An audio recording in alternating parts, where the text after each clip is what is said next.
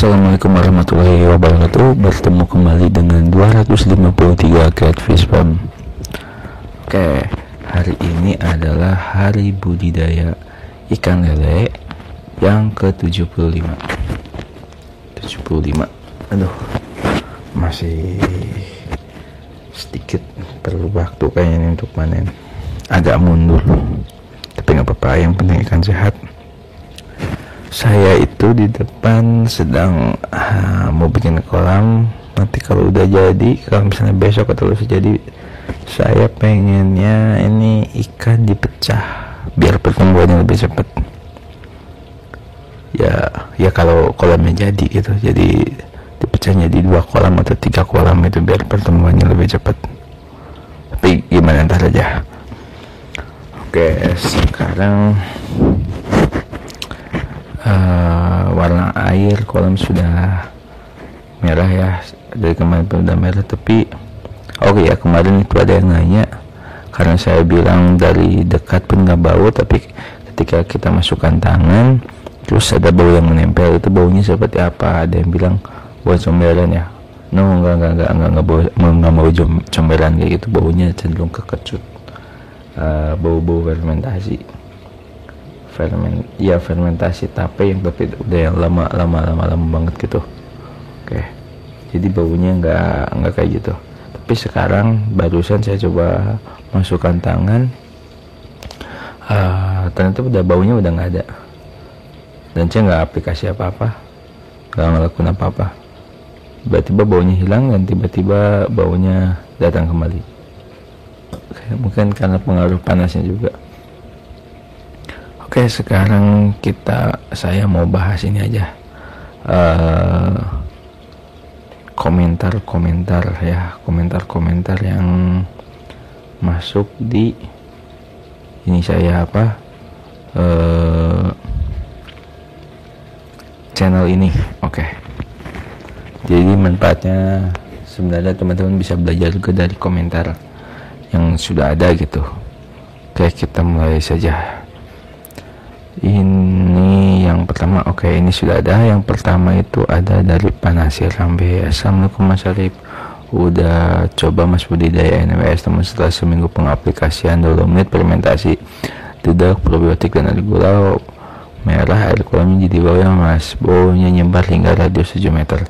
Ini kalau menurut saya ada sesuatu yang salah, ada yang nggak sesuai dengan apa yang diajarkan, bisa dari lidah fermentasinya, atau mungkin dari probiotiknya, atau mungkin dari syarat umumnya.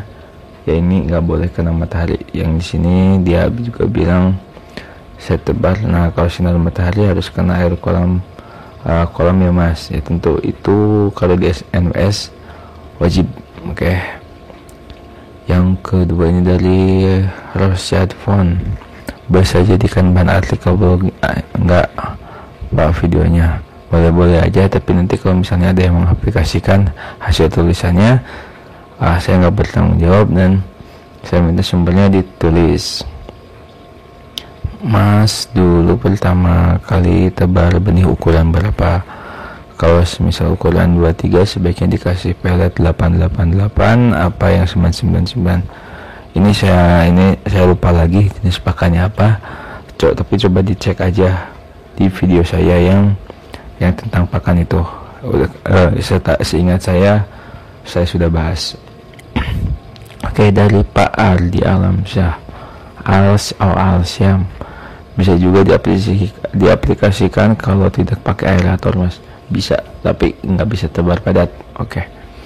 Assalamualaikum Mas, itu takarannya berapa buat kapur, gula, probiotik dan dedaknya? Saya sih suka-suka segelas kapur dan probiotik untuk 1 meter persegi, dan gulanya 1 bulatan yang besar cukup. Tapi itu 1 bulatan yang besar, kalau untuk 1 meter persegi kebanyakan, kayaknya bisa setengahnya juga nggak apa-apa. Mas, baunya kayak air comberan ya? Oh ya, yang ini nih, yang tadi saya bahas. Enggak, baunya aman, enggak bau kayak bau comberan. Baunya cenderung kecut kayak fermentasi.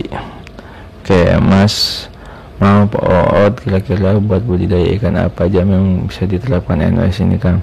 Ini sejauh ini saya baru coba untuk budidaya lele, tapi ya secara logika bisa diaplikasikan juga untuk budidaya ikan lain, tapi saya belum coba. Mas, ini kalau probiotiknya diaplikasikan buat kolam bioflok bisa nggak? Setahu saya kolam bioflok tidak boleh kena hujan dan sinar matahari secara langsung. Mohon pencerahannya. Bakteri untuk bioflok itu harus lebih banyak, kurang banyak kalau pakai probiotik ini. Ya memang nggak bisa kena hujan dan panas langsung bioflok. Jadi bioflok itu punya, karena dia mengandalkan sistem vlognya, sistem vlognya itu untuk membentuk vlog itu memerlukan beberapa bakteri. Nggak cukup kalau misalnya pakai bakteri yang digunakan di dalam sistem NWS. Ini hanya bakteri pemfermentasi atau pengurai pakan, atau untuk bakteri untuk usus itu. Tapi ini bakteri satu yang jumlahnya satu bukan berarti yang banyak lebih bagus itu ya. Oke, dan memang benar loh, bioflok setahu saya nggak bisa kena hujan dan matahari, jadi harus pakai shot pelindung karena sistem airnya itu kurang stabil. Oke, dari ekornya panen mundur menjadi tukang parkir, tukang komar. Hehehe. Ini Kang asah yang dipecah ya lauknya jadi sebubara balong. Tereh. Oi kamari teh ka Bandung teu pada menyimpang ka Sumedang Hampura.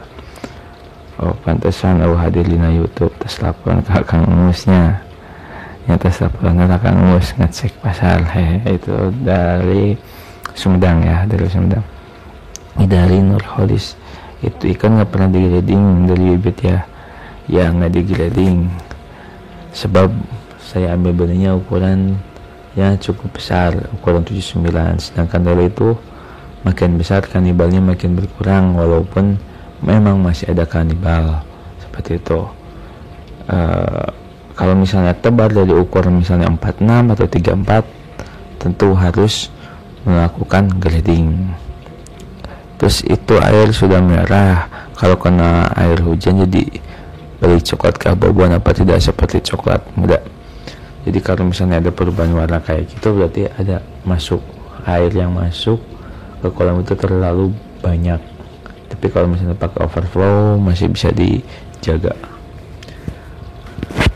Oke, dari Prasetyo, Kang, kenapa nggak dikembangin aquaponiknya juga? Ngeliat tempat akang nggak buat hidroponik, tinggal setup pulang kolam main buat atap, sekedar sana aja Kang.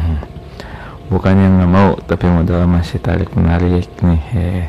Siap Kang, saya lebih prospektif, setahu saya. Siap Kang, mudah-mudahan kedepannya bisa, soalnya enak kalau lihat yang hijau di depan rumah.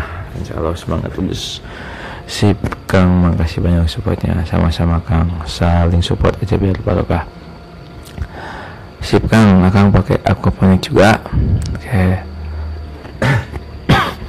Kayak dari Pak Heru Priyanto, sampai hari ini sudah ganti air berapa kali Mas? Di awal pas dapat problem sama klien pas overfeeding, sisanya alami karena hujan. Probiotiknya ini nggak kurang jelas ya, apa maksudnya probiotiknya ya.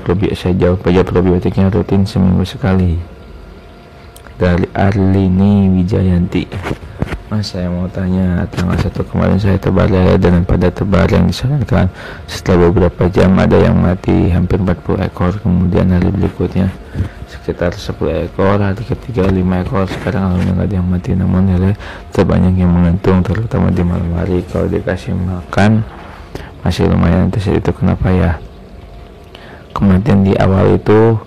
Wajar, solusinya persiapan kolam yang bagus dapat meminimalisir kematian di awal tebar. Gantung di malam hari itu biasanya karena DO atau oksigen terlalu di kolam turun. Pak Aldi Alam Syah lagi, Assalamualaikum Mas, kenapa tidak dikasih penutup di saat hujan? Apa bedanya dikasih penutup dengan yang kena langsung air hujan? Bedanya kalau dikasih penutup mataharinya nggak maksimal. Oke, mungkin itu saja dulu buat video hari ini,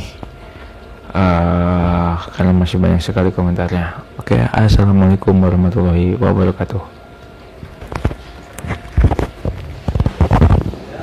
Ya Pak, ke bawah kunci teh Pak.